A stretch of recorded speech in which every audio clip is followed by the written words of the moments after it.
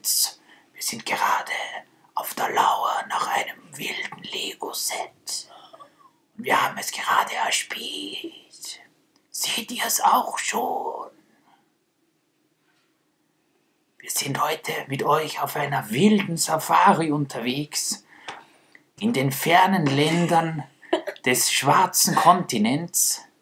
Und zwar mit einem Set, welches sich nennt Safari Geländewagen. Set 60267. Ein ganz fantastisches Set, erschienen in der Lego City-Reihe im Jahr 2020 mit 168 Teilen. Und wie ihr auch sehen könnt, ist dieses Set wirklich noch jungfräulich. Es ist noch in der originalen Schachtel. Und da uns schon viele Zuschriften erreicht haben, ob wir nicht mal einen kleinen Live-Build starten können, haben wir uns gedacht, das Set würden wir jetzt sowieso dann demnächst mal aufbauen. Es ist diese Woche mit der Post gekommen. Jetzt haben Rita und ich gesagt, komm, wir schnappen uns mal die Kamera, nehmen euch mit auf die wilde Safari und wir schauen uns jetzt mal an, was das Set zu bieten hat. Ich hoffe, ihr seid dabei bei einer kleinen Live-Build-Session. Ich brauche ja die Schere. Und ja, sagt dann genauso wie wir, was ihr von dem Set haltet. Es ist ein Set, welches viele Leute nicht kennen. Das hat den Grund oder den seltsamen Grund, dass es ein Lego-exklusives Set ist. Man kennt ja diese exklusiven Sets eigentlich immer nur von diesen großen Modular-Buildings und den Fahrzeugen und dem ganzen Zeugs. Aber Lego hat auch immer wieder kleinere Sets in seiner exklusiven, also exklusiv heißt, dass es nur direkt bei Lego erhältlich ist, im Online-Store und auch in den Lego-Shops. Machen wir mal Tüte 1 kurz auf, damit wir mit dem Bauen starten können, denn dann können wir eh noch ein bisschen reden mit euch. Und wir starten mal den Bauspaß. Es sind 2 Tüten, relativ simpel gehaltene Anleitung. Ihr kennt das. Das Set ist ab 5 und wie gesagt, erscheint, so wie es aussieht, bis dato nur direkt bei Lego selbst. Süß. Auch das Postflugzeug übrigens, wenn ihr das schon irgendwo mal gesehen habt und jetzt nicht mehr wisst, wo es geblieben ist, das erscheint auch direkt bei Lego. Was haben wir hier? Eine Figur. Eine Parkrangerin. Mit einem Wendegesicht, deswegen zeige ich sie euch gleich. Ich habe mich für das für mich lustigere Gesicht entschieden. Das ist doch sehr normal und ich habe mir gedacht, hier, wo sie so zwinkert, das finde ich doch besser. So, ich hoffe, das sieht man hier gut. Genau, und sie bekommt dann eben auch noch eine Kappe mit Haaren. Ich finde diese Kappen mit Haaren so cool. Finde ich auch. Die sind wirklich toll. Genau. Sieht man. Das finde ich auch. Jetzt besser, genau. Also eine 2-in-1 Kappe. Und die junge Dame auf der Rückseite des Kartons steuert sie einmal den Jeep und einmal fotografiert sie hier den Papagei. Also sie nimmt ihren Job als Safari, Expeditionsfrau sehr ernst. Was hast du hier jetzt gebaut? Wir haben hier eines der besten Sets, eines der besten Steine, die Lego jemals hervorgebracht hat. Und zwar hier so einen Art begehbaren Baum.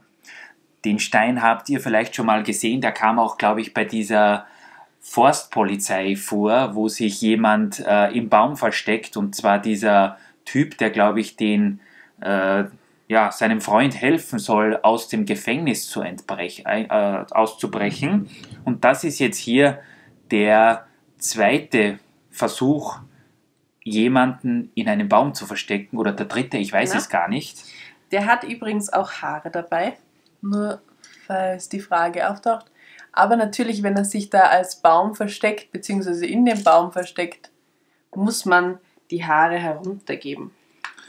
Und er ist unterwegs, dieser Typ, mit seiner Kamera, weil er ja natürlich den Papagei fotografieren möchte, der sonst immer wegfliegt. Und jetzt, wenn er in dem Baum drin ist, dann setzt er sich sogar auf ihn. Seht euch das an, das ist ja mal wirklich was Cooles. Ich finde das total süß. Das ist toll. Und ich beginne in der Zwischenzeit mal mit dem Aufbau des Safari Jeeps und werde dich dann weiterbauen lassen. Also hier mit Kamera ist er dann nochmal hier. Extrem süß finde ich das. Alleine die Figur gefällt mir sehr gut. Ja. Und falls ihr fragt, wir haben eigentlich schon relativ viele kleinere Autos in unserer Stadt. Also die kaufen wir eigentlich im Normalfall jetzt nicht mehr so einzeln. Auch die ganzen Polizeiwegen, Feuerwehrwegen, das ist alles, das interessiert uns normalerweise nicht ganz so. Aber dieses Set hat es besonders mir sehr angetan, weil wir ja auch einen Zoo als Mock bauen. Vielleicht habt ihr den schon mal wo gesehen. Und da haben wir uns gedacht, der passt doch super zum Zoo und den können wir dort dann perfekt irgendwo im Eingangsbereich positionieren. Ich lasse jetzt dich wieder ein bisschen weiterbauen. Ja. Also ich glaube, zum Aufbau hier dieses Unterbaus vom Auto brauchen wir euch nicht viel sagen. Das haben wir alles in sehr ähnlicher Form schon mal gesehen. Wir haben hier Steine, die großteils weiß und schwarz sind, ein paar bunte, damit der Aufbau etwas leichter geht.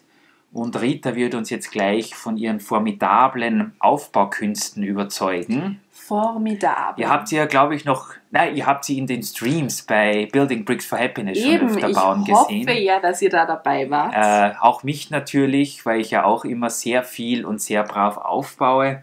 Und deswegen haben wir gedacht, wir zeigen euch heute jetzt nochmal, was wir so drauf haben in Sachen Bauen. Wie gesagt, das ist so eine Art, wenn es mal fertig ist, ein Land Rover in Zebra-Optik, also auch der ist im Camouflage-Stil, damit die Zebras, die Wilden, angelockt werden natürlich.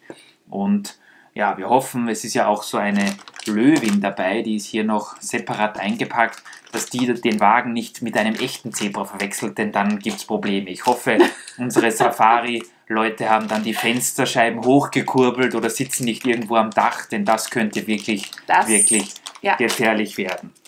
Auf jeden Fall. Ich packe, während Rita den Unterbau des Fahrzeugs angeht, mal unsere Löwin aus. Lego-Fans auf der ganzen Welt lieben ja diese Tiere, die es lustigerweise von Duplo en masse gibt, aber leider von Lego nur sehr selten. Wir haben für unseren Zoo auch zwei ich glaube, das waren Geparden oder Leoparden, ich weiß es gar nicht. Ja. Da haben wir welche gekauft und die haben fast 10 Euro pro Stück gekostet. Also wenn man das hochrechnet bei irgendeinem anderen... Aber nichts im Gegensatz zu den Elefanten. Ja, das stimmt natürlich. Der Elefant, der hat den Rahmen komplett gesprengt.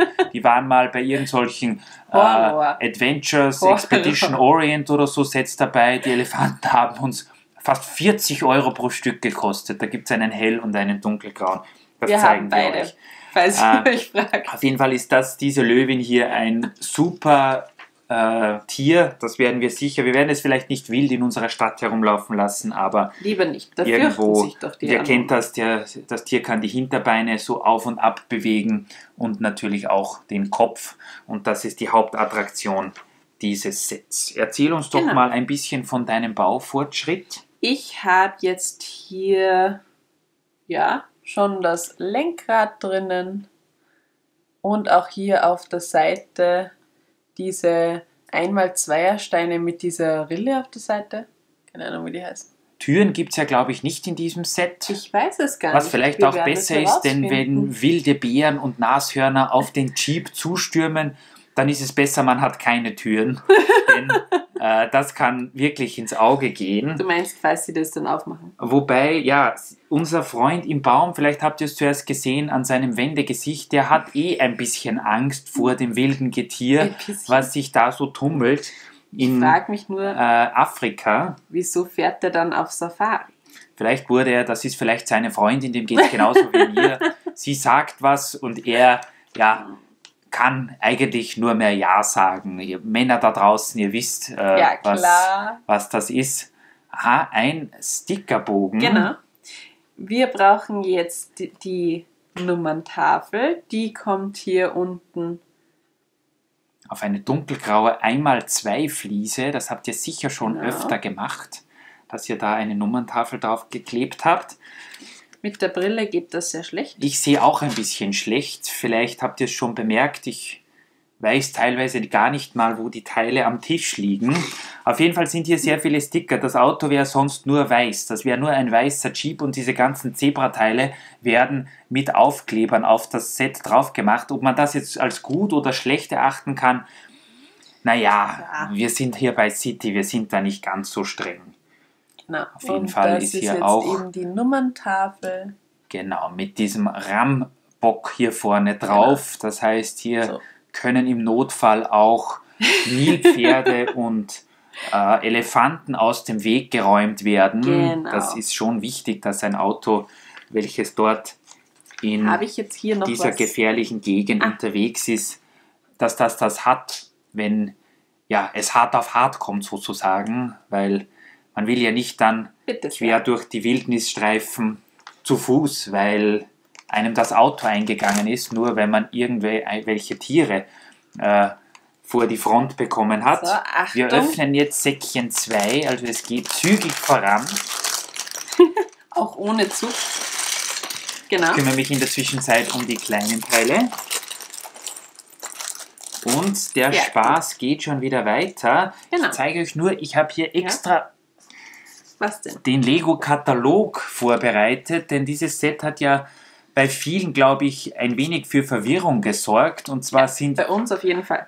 Ende des Jahres 2019 irgendwann ja mal Bilder von diesem neuen Lego City Set aufgetaucht. Und dann im Katalog war das Set auf einmal nicht mehr zu finden. Das war ganz seltsam. Und lustigerweise hier auf Seite 1 des deutschen Kataloges ist das Set hier unten angedeutet unter der Kategorie noch mehr zu entdecken. Da haben sich dann viele Lego-Fans gefragt, was da passiert ist, warum dieses Set in keinen normalen Geschäften verfügbar ist. Und dann kam Lego raus mit der Sprache und hat dann schlussendlich gesagt, dass dieses Set und auch, wie ich schon gesagt habe, das Postflugzeug exklusiv erscheint. Also wir haben das Set um die 20 Euro, die es Listenpreis hat, bei Lego direkt im Online-Shop gekauft und es ist jetzt die Tage angekommen. Genau. Was mich noch interessieren würde, was wir leider nicht haben, Lego hat vor ungefähr 30 Jahren schon mal einen Safari-Jeep herausgebracht. Hast Einen du um da auch einiges kleineren. Ja, genau. Damals waren die Autos ja nur 4 Ja. breit. Wir haben den leider nicht. Die Setnummer ist 66 und so weiter. Das wäre auch interessant, die Seite an Seite zu stehen haben. Ja. Ich bin mir sicher, dass das neue Set gigantisch groß ist im Gegensatz zum anderen.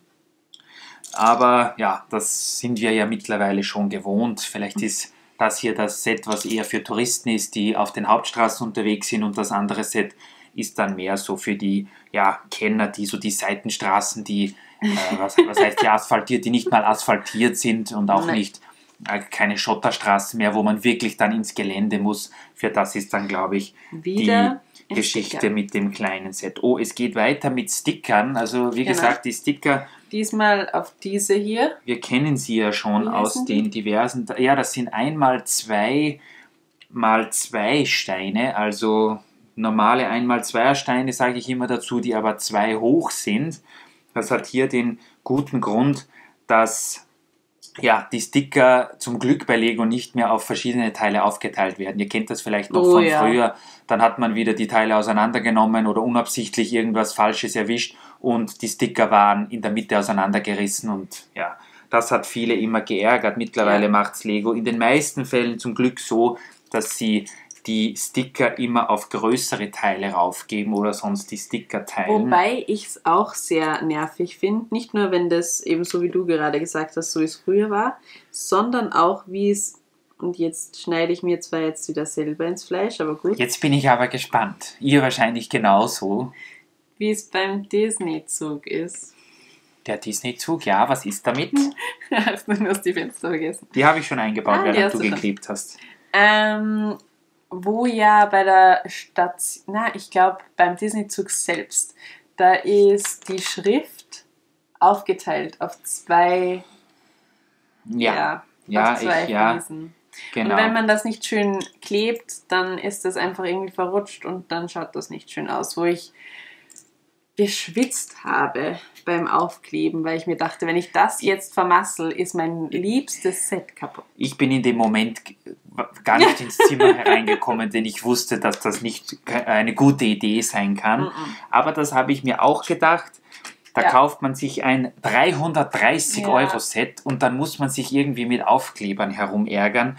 Also das hat mir wirklich auch nicht besonders gut gefallen. Zudem sind ja wirklich die Aufkleber, wie Rita richtig gesagt hat, extrem groß. Ja. Und wenn man die nicht richtig ausrichtet, es ist ein dann wird aus einem Mikrometer schiefen Aufklebens auf der einen Seite dann werden mehrere Meter, die der Sticker falsch hängt, auf der anderen Seite. Also das hat mich auch wirklich gestresst. Ein bisschen gestresst und geärgert. Der Stress und es sieht so aus, es ist noch immer als würde es noch immer für Furore sorgen und Rita ist noch immer schwer traumatisiert von diesem Erlebnis. Ja. Das Problem ist, ich probiere es jetzt gerade selbst. Bei uns klebt immer sie die Sticker auf.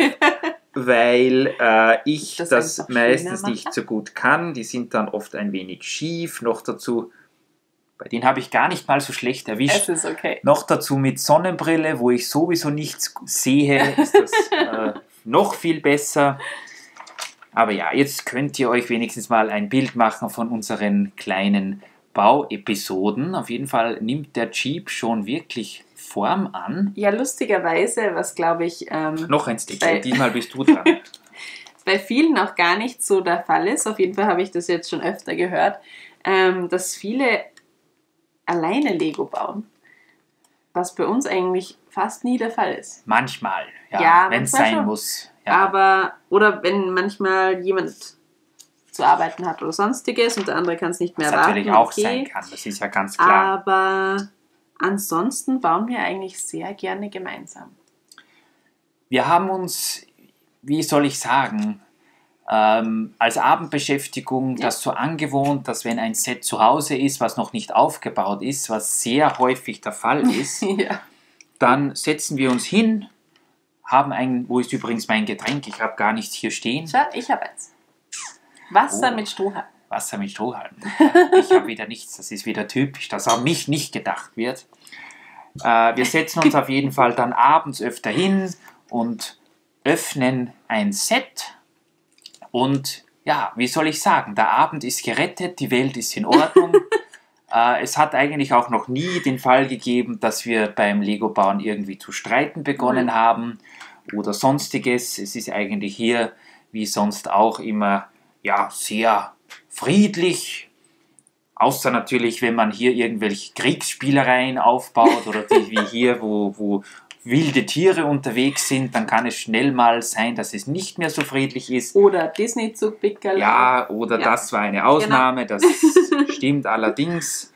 Aber im Großen und Ganzen haben wir die Sets der letzten Jahre eigentlich immer sehr viel zusammen aufgebaut.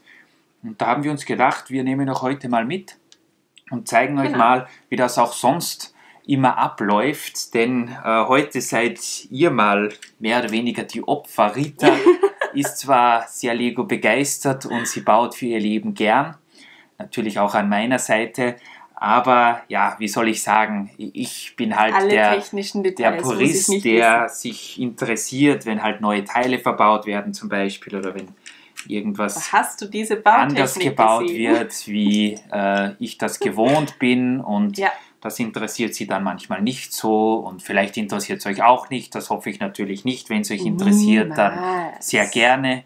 Auf jeden Fall haben wir uns gedacht, wir schauen uns das heute mal an, wie das funktioniert, ob unsere Kamera das überhaupt aushält, so ein langes Video aufzunehmen. Und ja, dieses Set hat sich da mit den 168 Teilen sehr gut angeboten. Der Teilepreis ist natürlich nicht besonders schlank, also mit 20 Euro Listenpreis liegen wir da auf jeden Fall über dem Durchschnitt.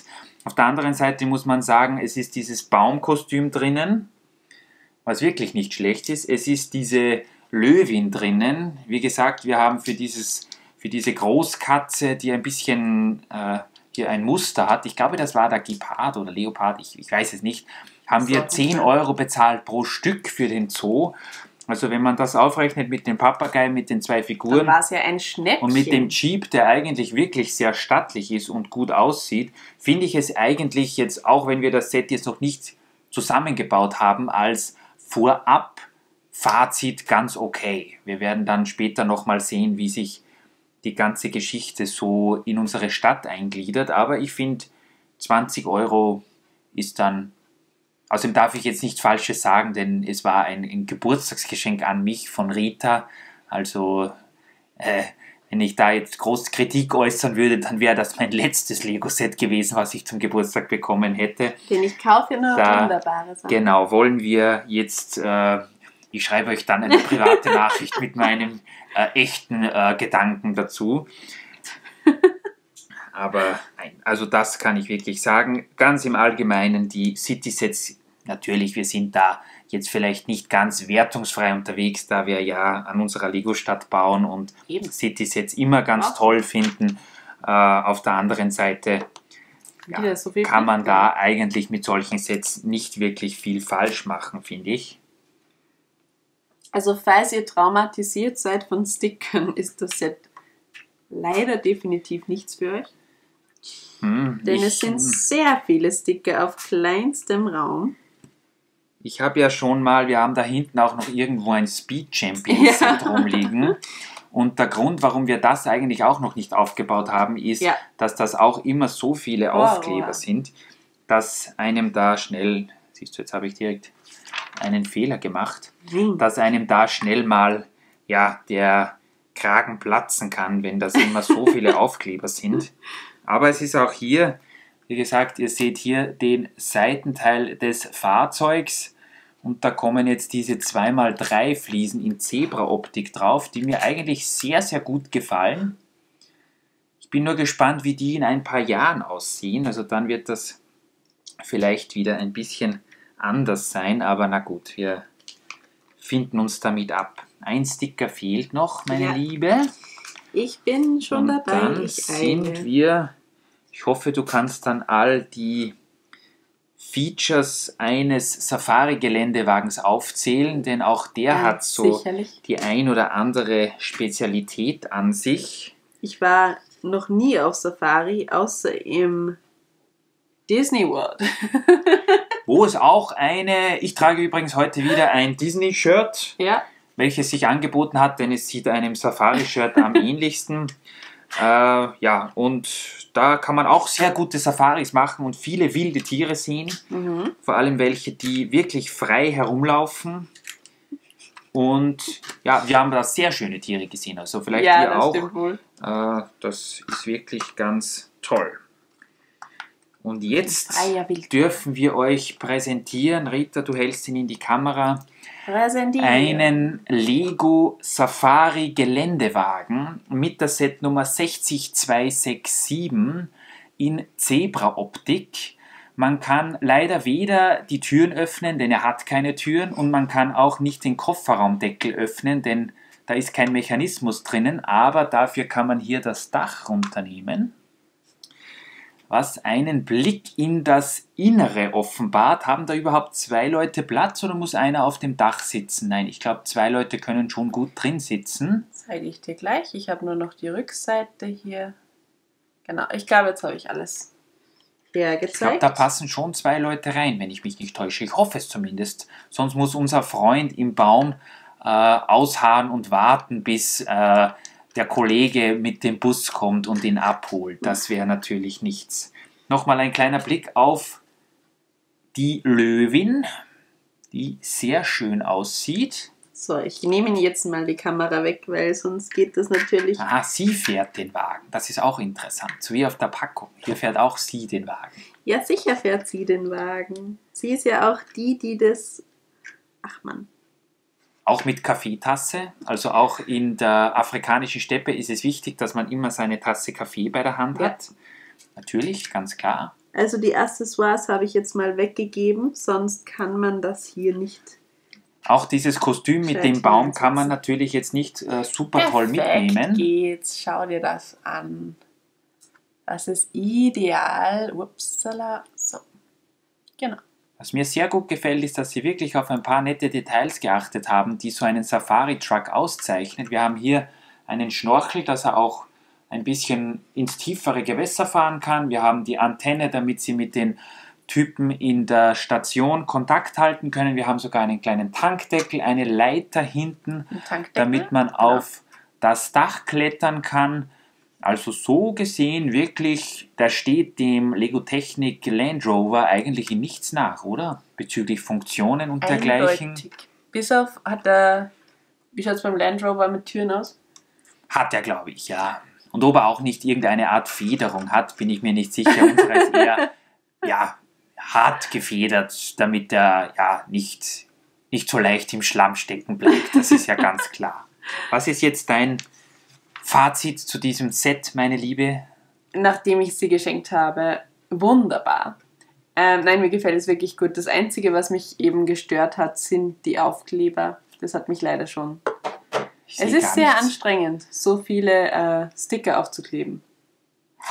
Aber ansonsten finde ich das Set wirklich nett. Finde ich süß. Ich muss sagen, mir gefällt es auch wirklich gut. Hier am Dach ist auch so eine kleine Aussichtsplattform, wo man sich hinstellen kann zum Fotografieren der wilden Tiere. Also alles in allem wirklich ein sehr gelungenes Set. Genau. Oder? Das werden wir sicher irgendwie cool in unsere Welt einbauen können. Ich habe vor, dass vielleicht, da wir ja eigentlich keine afrikanische Wildnis in unserer Stadt haben, werden wir das Set vielleicht irgendwo am Eingang des Zoos hinstellen. Und das ist dann so wie ein museal aufgebahrtes Set, vielleicht so ein alter Land Rover aus den 50er, 60er Jahren. Echt cooles Set. Ja. Was sagt ihr, liebe Freunde? Kauft ihr euch dieses Set auch oder lasst ihr es vorbeigehen? Habt ihr das alte Set, das schon 30 Jahre alt ist? Kauft ihr euch das Postflugzeug, welches auch exklusiv ist? Das haben wir nämlich noch nicht. Oder wartet ihr jetzt auf die zweite Welle an City-Sets, welche wahrscheinlich demnächst mal angekündigt wird? Das würde uns sehr interessieren. Und auch, ob ihr solche Aufbauvideos gerne öfter hättet. Ganz genau. Sonst bauen wir wieder alleine. Genau. Also bis dann. Bleibt auf der sicheren Seite. Lasst euch nicht von den wilden Tieren einfangen. Und wir gehen jetzt noch ein wenig auf Safari. Auf jeden Fall. Ja. Bis demnächst. Bis demnächst. Tschüss.